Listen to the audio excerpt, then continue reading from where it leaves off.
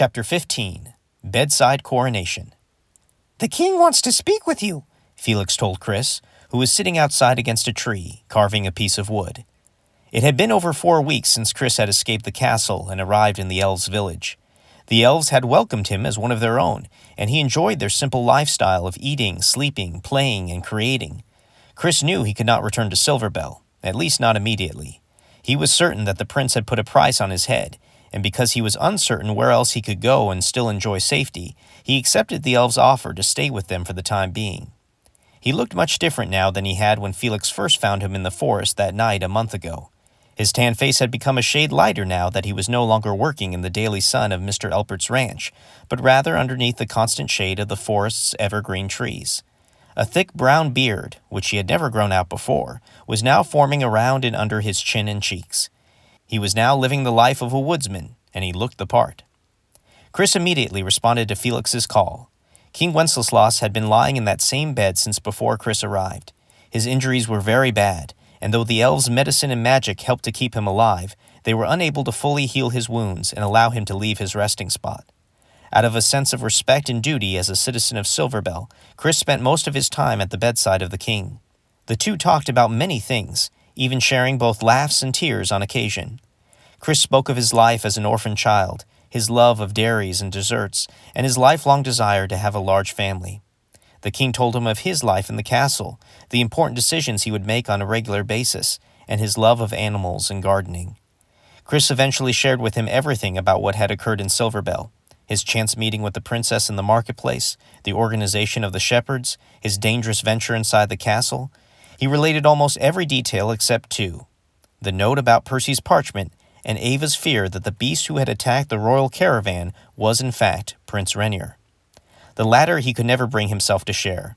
How could he possibly tell a dying father that his own son had willingly sent him to his grave? But Percy's parchment he had wanted to bring up several times, and yet always refrained from doing so. He did not know why he was so hesitant to ask.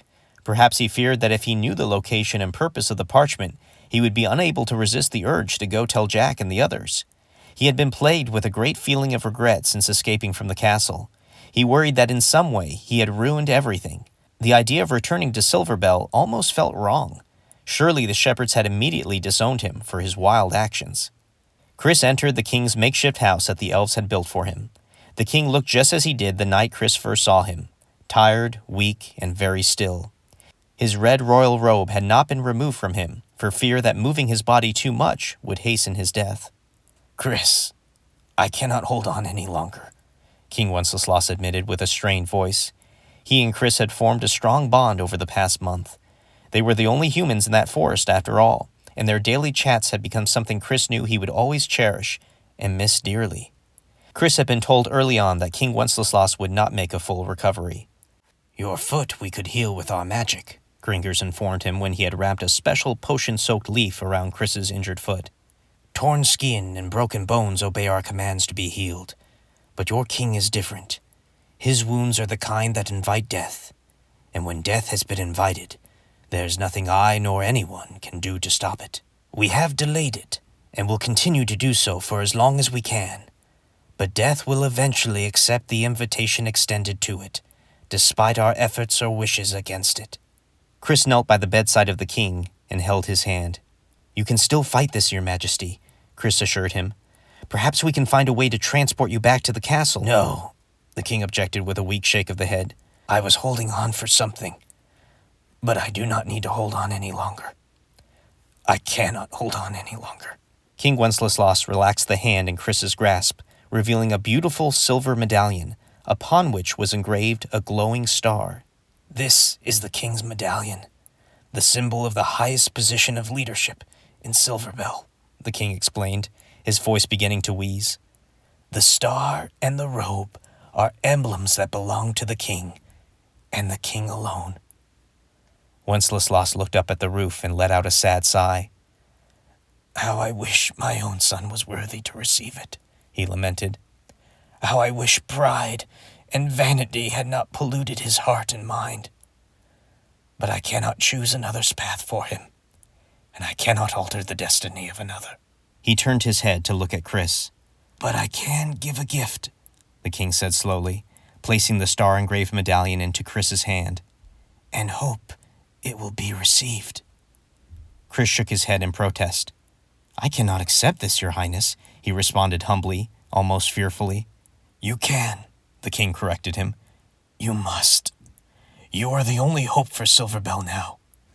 Renier will follow the law which states that the son of the king takes power upon the death of his father. They will have given up the search for me by now and proclaimed me dead. If the funeral has not been held yet, it will be soon.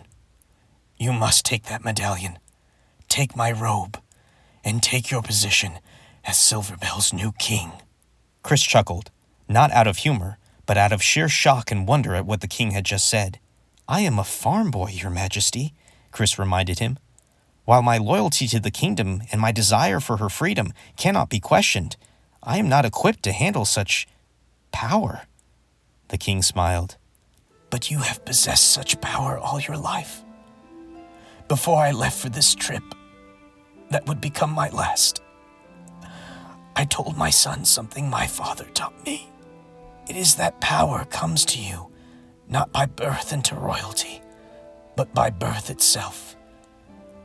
A child could be born in a humble stable, my father said, and still be considered a king by men because of his power to do good. Our true power, Chris, is determined by what we do, not by our professions or possessions."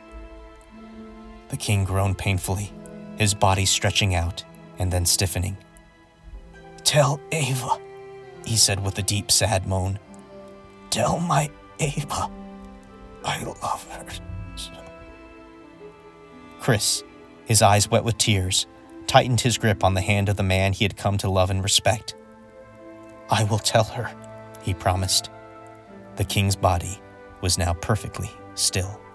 A few moments later, Grinkers entered the house quietly, observing the king's lifeless body and the mournful Chris at his side. "I had dreamed of this man in a different setting and with a different name," Grinkers observed aloud, speaking in a reverent tone. "I had hoped, perhaps, that dream represented some kind of prophecy or vision of the future, an indication that he would live after all." Grinkers paused to look at the ground. "I am sorry for your loss, Kris Kringle. So far as I could tell, he was a very good man indeed." Chris nodded his head, though his gaze was still fixed on King Wenceslas. "He named me King, Grinkers," Chris informed him. "A fine choice," Grinkers responded casually. Chris snorted. "You do not understand the governments of men. I'm the last person who should be given such an honor and responsibility." He looked at the medallion in his hand and shook his head.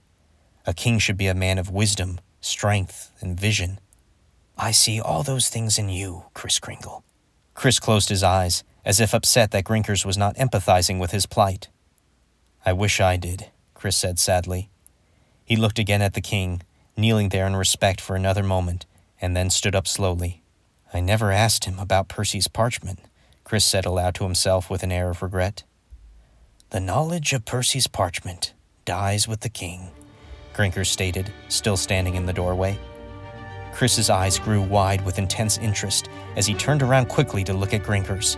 The old elf was taken aback at the reaction his simple statement had created. "Where did you hear that?"